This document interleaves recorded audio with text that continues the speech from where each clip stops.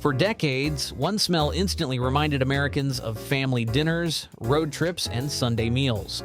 Crispy fried chicken made with a mysterious blend of 11 herbs and spices. That smell belonged to Kentucky Fried Chicken, better known as KFC. At one time, KFC wasn't simply another fast food restaurant, it was one of the most recognizable food brands in the world. The smiling face of Colonel Sanders became a symbol of American comfort food, and the famous red and white bucket could be found almost everywhere. But today, that image tells a different story. While many chicken chains are opening new stores and attracting younger customers, KFC has been struggling to keep up in its own home country. Sales have slowed, customer visits have dropped, stores have closed, and rivals have taken over a market that KFC itself helped create. So what happened? How did the company that once ruled the fried chicken business lose its position? To understand the answer, we first have to go back to the beginning. If you enjoyed this video, make sure to like, subscribe, and turn on notifications so you don't miss future food history stories, and let us know in the comments. A business built from almost nothing. The story of KFC doesn't begin inside a corporate office or a billion-dollar company. It starts during the Great Depression in a small town called Corbin, Kentucky.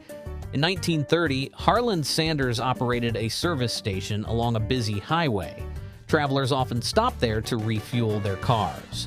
But Sanders noticed something important. They also needed a good meal before continuing their journey. Instead of opening a traditional restaurant, he began serving food from his own dining room. At that point in life, Sanders had already worked in many different jobs. He had been a farm worker, a railroad employee, a salesman, a ferry operator, and even studied law for a short period. None of those careers gave him lasting success, but they taught him persistence. Cooking eventually became the opportunity that changed everything.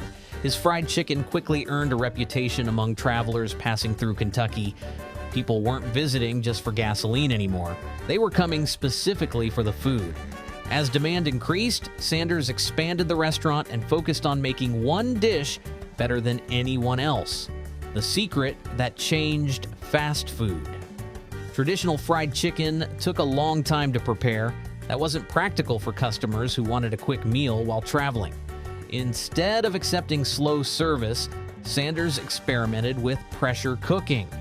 By adapting a pressure cooker for frying chicken, he dramatically reduced cooking time while keeping the meat juicy inside and the outside crispy. This became one of KFC's biggest competitive advantages. Around the same time, Sanders perfected the seasoning mixture that would later become legendary, the famous blend of 11 herbs and spices. The exact recipe has remained one of the food industry's best-known trade secrets for decades.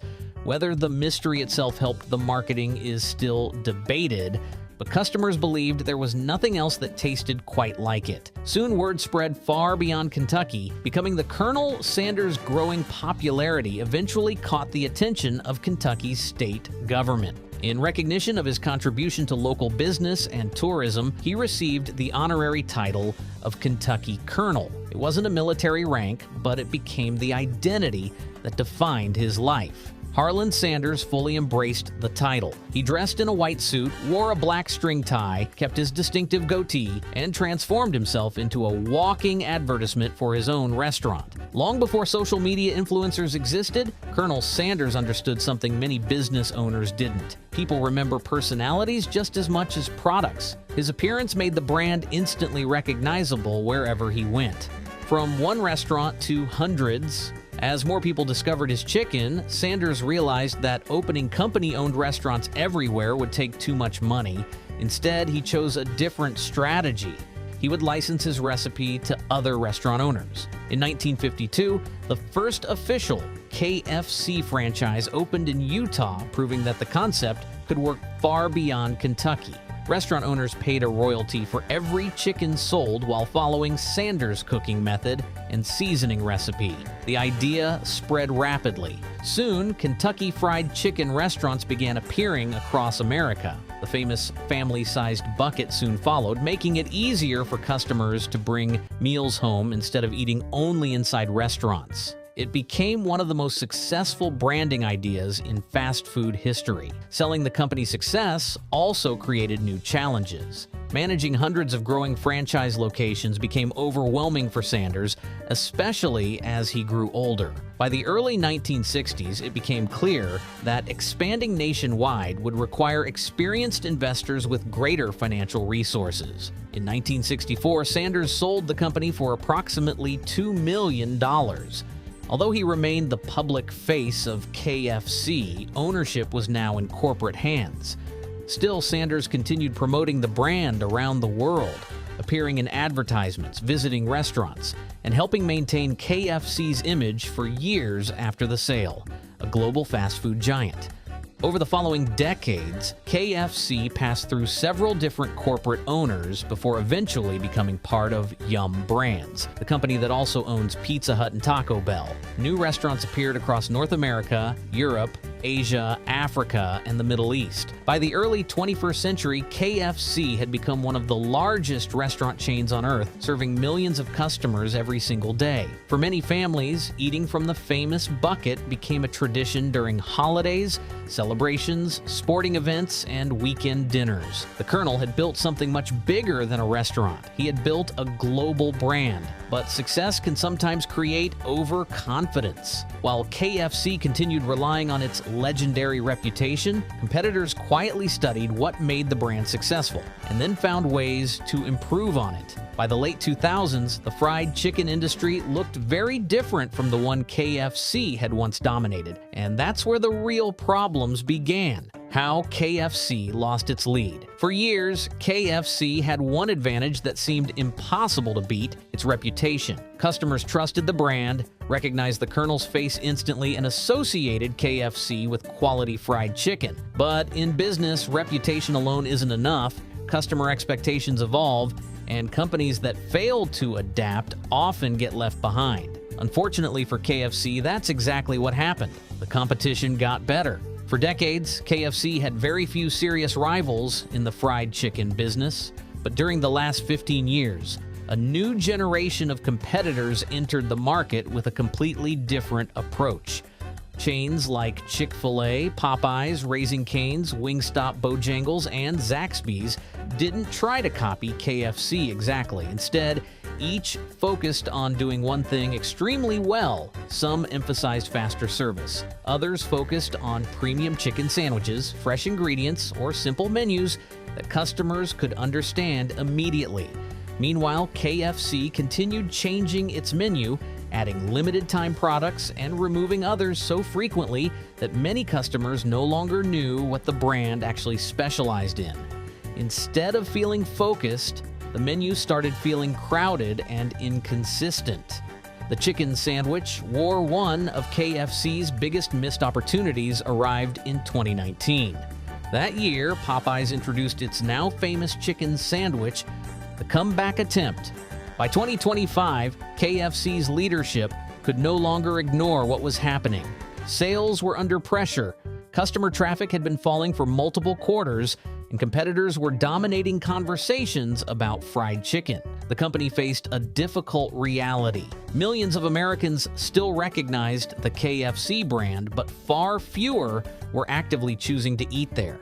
That created an unusual problem. People hadn't completely stopped liking KFC. Many had simply stopped thinking about it. And in a crowded fast food industry, becoming forgettable can be just as dangerous as becoming unpopular.